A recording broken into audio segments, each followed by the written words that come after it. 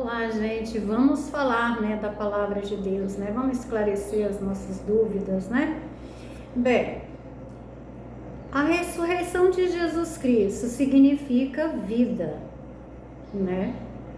A ressurreição de Jesus não foi um acontecimento isolado, que ocorreu há muito tempo e que quase não afeta nossas vidas hoje. O apóstolo Paulo, ele escreveu, ao demonstrar isso, no livro de 1 de Coríntios, capítulo 15, versículos 20 ao 22, que diz que Cristo tem sido levantado dentre os mortos, a primícia dos que adormeceram na morte. Pois visto que a morte é por intermédio de um só homem, Adão, também a ressurreição dos mortos é por intermédio de um só homem, Jesus. Porque assim como em Adão todos morrem, assim também Cristo todos serão vivificados. Jesus foi ressuscitado em 16 de Nisan de 33 era comum. No mesmo dia em que os judeus apresentavam as primícias da primeira colheita de cereal diante de Deus no templo em Jerusalém.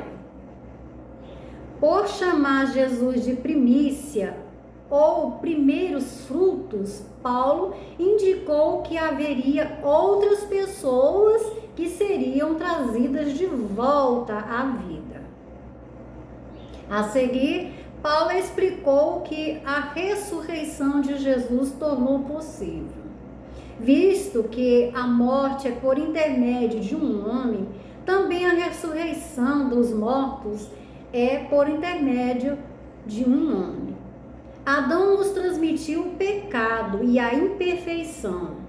E é por isso, que todos nós morremos.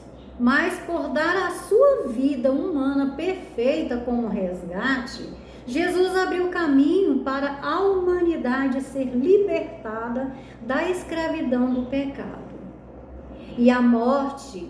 E isso ocorrerá por meio da ressurreição. Resumindo muito bem essa ideia,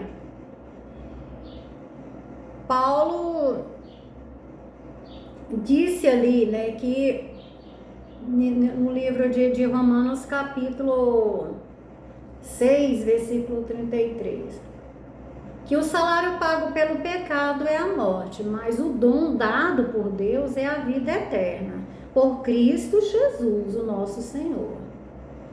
O próprio Jesus explicou como sua morte e ressurreição afeta a nossa vida.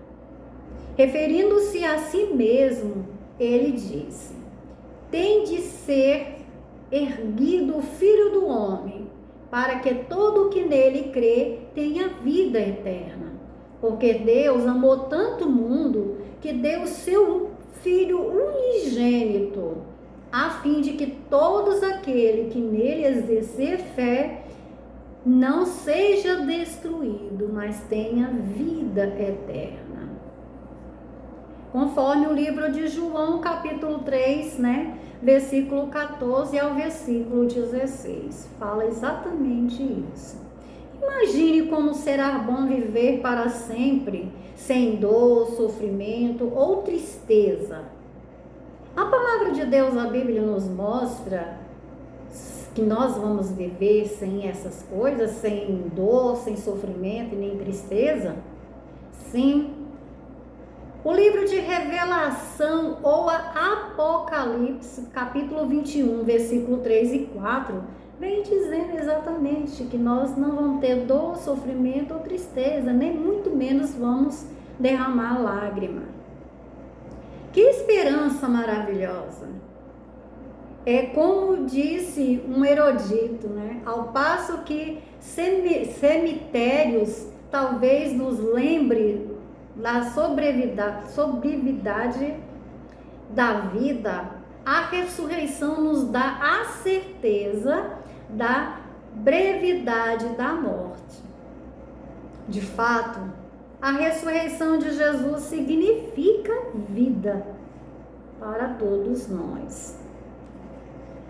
Jesus, ele morreu, foi crucificado, né? Pregado numa estaca de tortura, né? Num madeiro, e viveu, né? No terceiro dia ele foi ressuscitado, né? Para a vida. Assim seremos todos nós, se nós formos para o céu, né? Nós seremos ressuscitados.